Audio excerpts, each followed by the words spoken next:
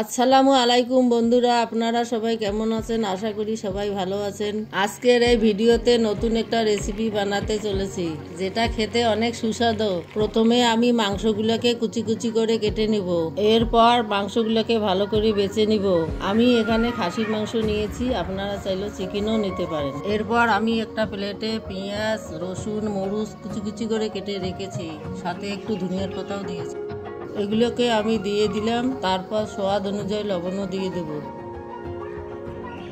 তারপর আমি এখানে কর্নফ্লাওয়ার, বেসন আর বেকিং পাউডার দিয়েছি, দিয়ে এগুলোকে ভালো করে মেখে নিব।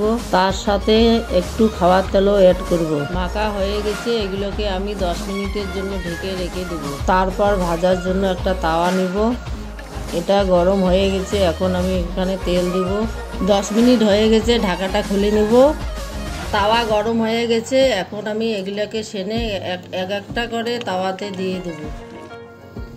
আমি এখন এক একটা করে দিয়ে দিচ্ছি।